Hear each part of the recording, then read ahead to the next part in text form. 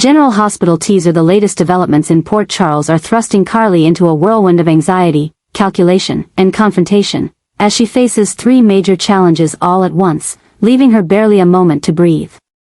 One of the most pressing trials awaiting Carly is the return of Lulu, not just physically, but the reawakening of a mother's primal instinct to reclaim her child.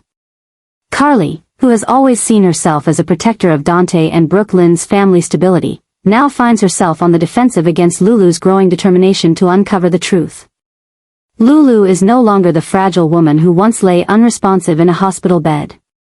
She is gradually recovering, and along with that recovery comes a surge of returning memories, fragments of a buried past and a fierce belief that something vital was stolen from her. Carly, fully aware of the secret connection between Brooke Lynn and a child born under murky circumstances, understands that Lulu is inching dangerously close to the truth, and that revelation could not only dismantle Dante's world but also destroy Brooke Lynn's carefully maintained image and possibly even her entire life. Carly has tried repeatedly to stop Lulu, arguing that digging into the past will bring nothing but destruction.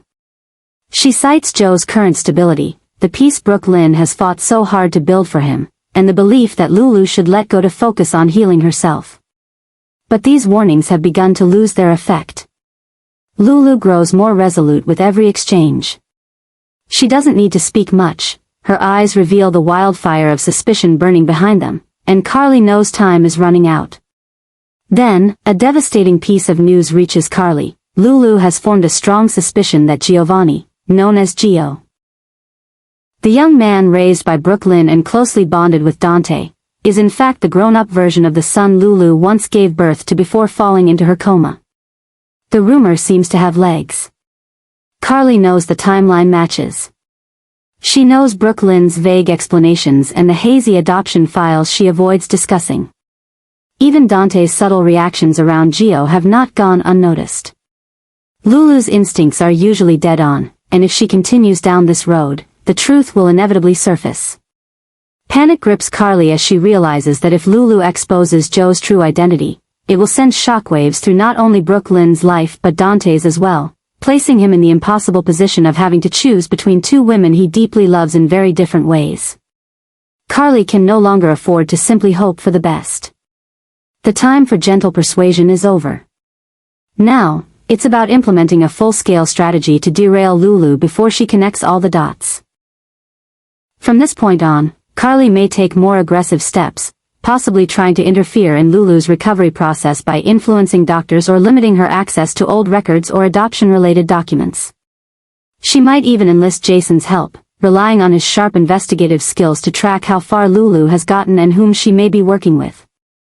Carly will also watch Brooke Lynn more closely, worried that in a moment of pressure, she might accidentally say too much or reveal something critical.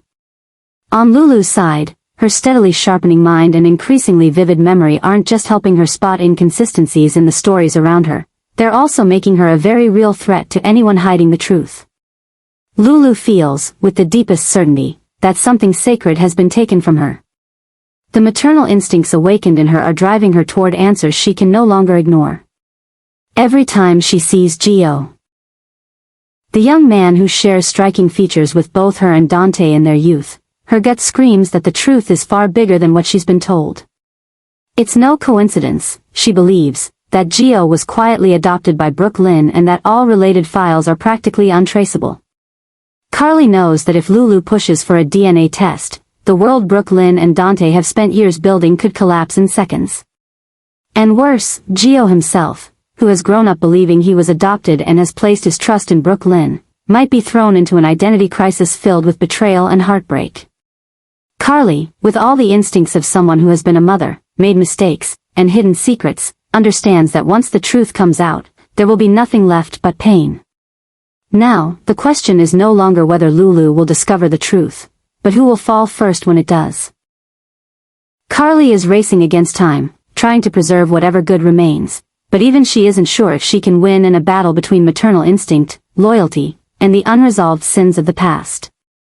If you would like me to continue the second part, focusing on Lulu confronting Brooke Lynn or Gio uncovering his true identity, just let me know, and I will continue the story.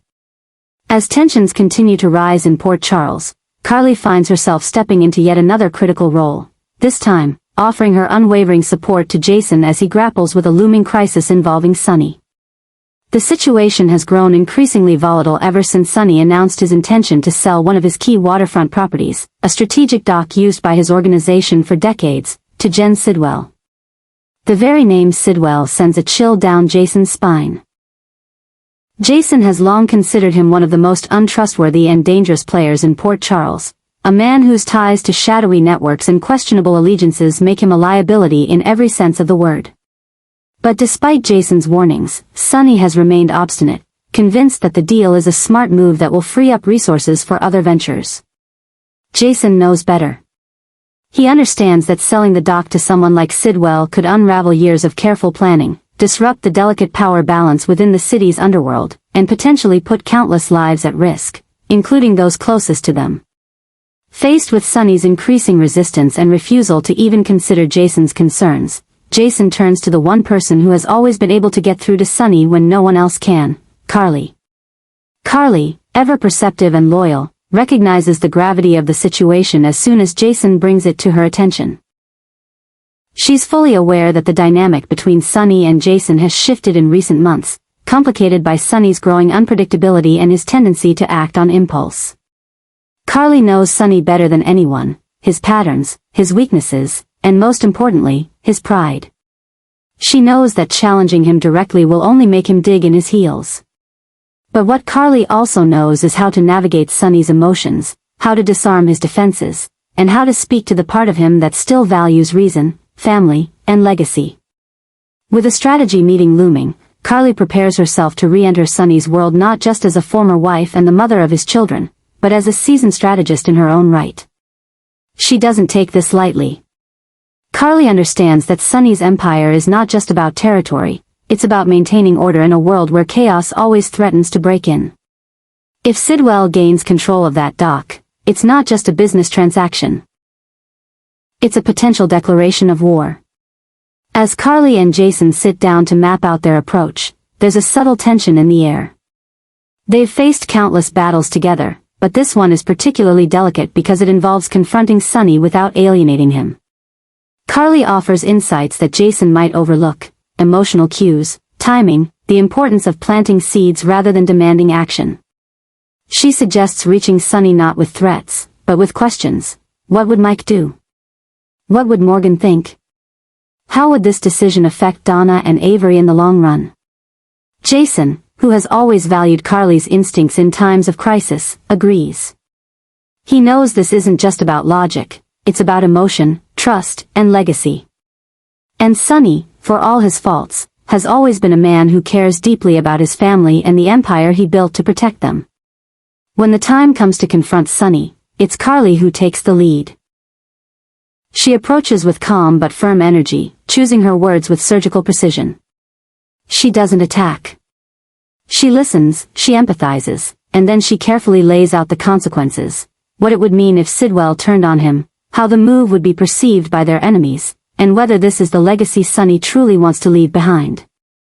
Carly brings up the past not to guilt him, but to remind him of the values that once defined him: loyalty, control, and protecting the ones he loves. Sonny doesn't cave immediately, but something in his demeanor shifts.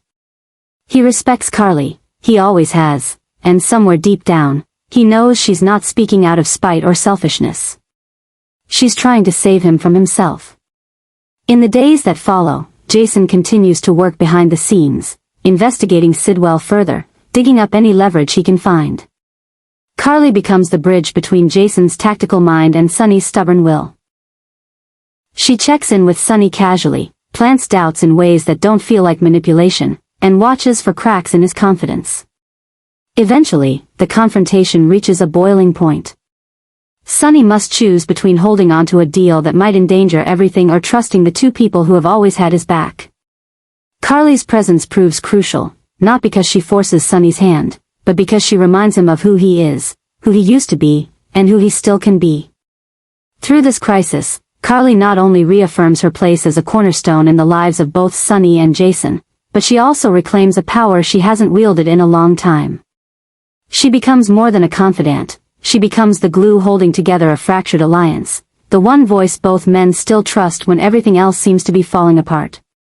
If you'd like, I can continue the next phase, perhaps Sonny's reaction, or a potential betrayal by Sidwell. Just let me know.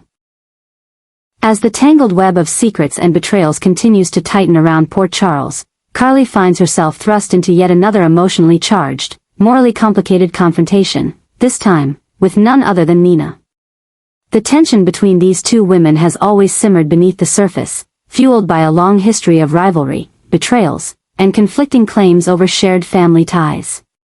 But now, that friction is about to explode as Nina arrives at Carly's doorstep, not with an olive branch, but with a demand so enormous and deeply manipulative that it threatens to unravel the very principles Carly has stood by. Carly, having already pieced together the truth about Nina's involvement in the chain of events that led to Drew being drugged and implicated in Jacinda's financial scandal, has kept that information close to her chest. She hasn't yet exposed Nina's role, perhaps choosing restraint over retaliation. For Willow's sake, for Donna's sake, or maybe just to preserve some small semblance of peace amidst the chaos. But Nina, in her growing desperation, doesn't see this silence as mercy. She sees it as leverage. And now, she wants a guarantee. Nina shows up not with remorse, but with panic dressed in civility. Her carefully chosen words barely mask her fear. She knows the walls are closing in. Her plan to manipulate Drew, perhaps by compromising his reputation or derailing his business decisions, has backfired spectacularly. The fallout is growing, and so is the threat of exposure.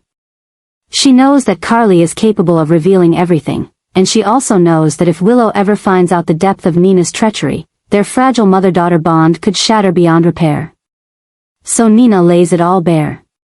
She begs, pleads, maybe even threatens, but it all boils down to one urgent request.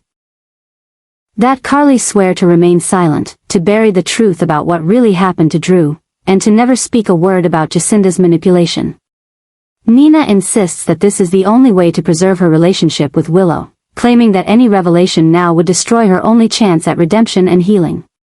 She paints herself as a flawed woman trying to do better, but beneath the surface is a frightened schemer clinging to what little she hasn't lost.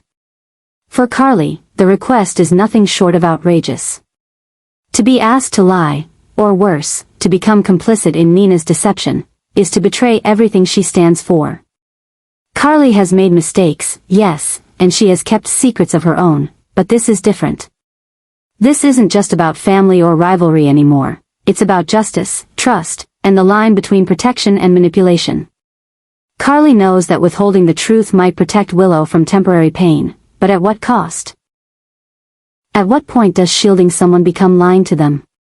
What's more, the idea of giving Nina a free pass after all the chaos she has unleashed grates against Carly's instincts. Nina's involvement in Drew's drugging was not a minor transgression, it was a calculated, malicious act with far-reaching consequences. It endangered lives, destroyed reputations, and left Carly cleaning up the emotional and legal wreckage. Now, Nina expects silence in return for nothing but a promise not to fall apart. Carly is no stranger to high-stakes decisions, but this one hits closer to home than most. Her every instinct is screaming that Nina cannot be trusted, that any promise made now would only embolden her to lie more, hurt more, destroy more. Yet, at the heart of the dilemma is Willow, a young woman already burdened by illness, trauma, and fractured family ties. Carly doesn't want to be the one to rob her of the fragile relationship she's building with Nina. She knows too well what it means to lose a mother, to live with unanswered questions and broken lineage. As Carly considers her options, the pressure mounts. Jason has his own battles. Sonny is drifting toward dangerous alliances. Drew is still reeling from the fallout. And Carly, ever the pillar of the Corinthos legacy, must decide whether to become the keeper of yet another secret or the bearer of a truth that could destroy lives but possibly liberate others. In the days following Nina's visit, Carly retreats into her thoughts, reflecting on the risks of either path. Every time she sees Willow's gentle face or hears Donna's laughter, she wonders whether keeping this secret is an act of mercy or betrayal. The weight of it all is crushing, and Carly knows that whatever she decides, there will be no turning back. She might consider talking to Micheal, gauging his stance without revealing too much. Or she could confide in Jason, whose moral compass has always aligned closely with hers, even in the murkiest situations. But time is slipping away. Nina's desperation is palpable, and if Carly doesn't agree to her terms soon, there's a chance Nina will act out of fear, possibly blackmail, sabotage, or worse. And yet, Carly has always been at her strongest when cornered. When lies surround her, she becomes a seeker of truth. When others beg for silence, she speaks. As the storm brews, Carly must decide not just whether to protect Willow, but what kind of legacy she herself wants to leave behind. Will she be the woman who enabled another lie, or the one who, no matter how painful, insisted on the truth? More than ever, the path Carly chooses next will redefine not only her relationship with Nina, but with everyone around her. In a town built on secrets, silence is rarely safe. And Carly, above all, knows that the truth, no matter how buried, always finds a way to rise. Lulu had always trusted her instincts, especially when it came to her children, and now, those instincts were screaming louder than ever. Every conversation, every look, every odd gap in the story surrounding Giovanni seemed to point toward one unthinkable truth. And when she witnessed Lois Cerullo racing with unfiltered maternal urgency to Joe's side amidst a crisis involving Dante's fierce accusations against Rocco, accusations claiming the boy had been drinking to the point of nearly dying, something inside Lulu snapped into place. It wasn't just the chaos of that moment. It was the emotion behind Lois' panic, the unguarded fear, the desperation only a grandmother might show for her biological grandson. That's when Lulu began asking questions. Quietly. Strategically. She approached Ned under the guise of concern, but every word she uttered was chosen to unearth details he might not realize he was giving away. It didn't take long before she began aligning the dates in her head, reconstructing the timeline from when she was placed in her medically induced coma to Joe's mysterious adoption by Brooklyn. The pieces, once scattered and murky, began to settle into an unmistakable picture. A child born in secrecy. A silent adoption. A timeline that fit too perfectly to ignore. And at the center of it all was a boy who bore striking resemblances to both her and Dante, a young man who had unknowingly become the nexus of a buried truth. When Lulu finally confronted Carly with her findings, there was no trembling in her voice. Her certainty was cold, sharp, and cutting. "It's Gio," she said. Not a question, not a theory, just a statement of fact. But Carly didn't flinch. She had heard it all before. Hints, accusations, implications. And yet she remained composed, not out of denial, but out of a deeper understanding of the storm such a truth could unleash. Carly had spent months, even years, managing the fragile threads of this secret. She knew that once unraveled, it wouldn't just alter Joe's life, it would detonate it. His sense of identity, his relationship with Brooklyn, even his place within the Quartermain family would be shaken to the core. But more than that, Carly knew Lulu. She knew the fierce maternal instinct that had returned with a vengeance ever since Lulu began recovering. And she knew that once Lulu's heart latched onto the idea of reclaiming her son, nothing would stop her. So Carly prepared herself, for confrontation, for chaos, for damage control. The week of May 12th through 16th would see the scales tip irreversibly. The confrontation between Carly and Lulu would not be subtle. It would be raw, explosive, and deeply personal. Carly would sound the alarm not because she doubted Lulu, but because she believed her. And that belief came with fear, not for herself, but for everyone involved. Carly would argue, as she always had, that revealing the truth would cause irreparable harm. That Brooklyn, who had raised Gio with unwavering love, would be vilified.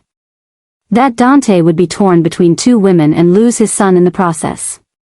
That Gio himself would be the ultimate casualty of a past none of them could change. But Lulu would no longer listen to reason. Not when her soul was screaming for justice, for motherhood, for the years she had lost. And so the lines would be drawn. Carly, standing on the edge of control, trying to hold back a tidal wave. Lulu, marching toward a truth she believed she had every right to reclaim. And somewhere in the middle, Gio, innocent, unknowing, about to be thrust into the most defining revelation of his life. The kind of truth that doesn't just change futures, it rewrites pasts.